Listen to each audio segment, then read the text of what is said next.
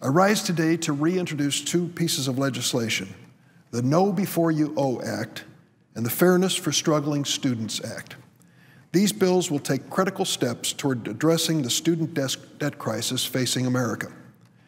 Every week, my office is contacted by young people and their families who share with me their horror stories about student debt.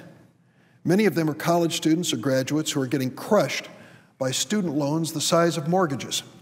All too often, these young people were lured into attending worthless for-profit colleges that left them with worthless diplomas and mountains of debt. It is disgraceful. But it's not only the young people facing this debt crisis. It's their parents, their siblings, even their grandparents who did them a favor by co-signing on these loans. They too are being held responsible when the loans go into default.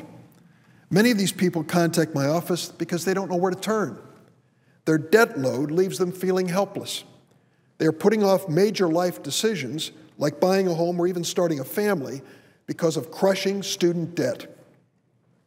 We can't stand idly by any longer and ignore this reality. We've got to step up and recognize that this student debt bomb is ticking away. I want to commend especially one community college in my state, the Elgin Community College. I've been visiting that school regularly and always come home thinking, this college gets it. They have implemented a financial counseling program that goes above and beyond anything that I would put into law. All of the students at Elgin Community College in Elgin, Illinois, must submit a monthly budget detailing all their costs when they're seeking financial aid. The student then has a mandatory one-on-one meeting with a counselor to review the loan balance, the repayment options, and what happens if you default. This community college has implemented a workshop for students who will be graduating during the upcoming semester to discuss repayment options and give them a complete summary of every loan they've taken out. These students are facing debt the likes of which they have never seen in their lives. They are motivated by all of the preaching they've heard from their parents, like me, saying, go to school, get a degree.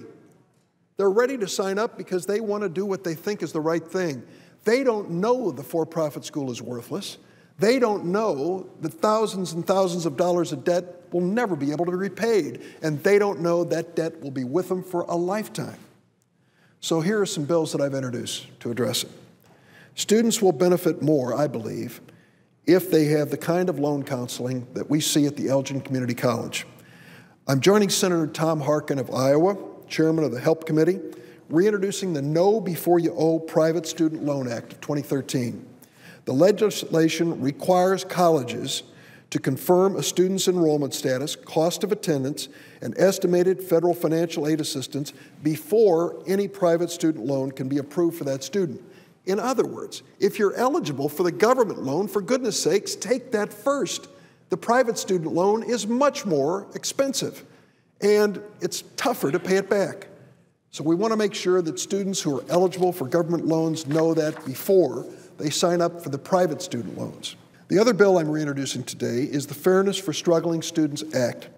This bill, co-sponsored by Senators Whitehouse, Franken, Harkin, and Jack Reed, would restore the bankruptcy code's pre-2005 treatment of private student loans. As I said earlier, since 2005, private student loans have enjoyed a privileged status under the bankruptcy code. They cannot be discharged in bankruptcy except under the most extreme circumstances. Only a few other types of debt can't be discharged in bankruptcy: criminal fines, child support, taxes, and alimony. In contrast, nearly all types of private unsecured debt, credit card debt, doctor bills, are dischargeable in bankruptcy, but not student loans.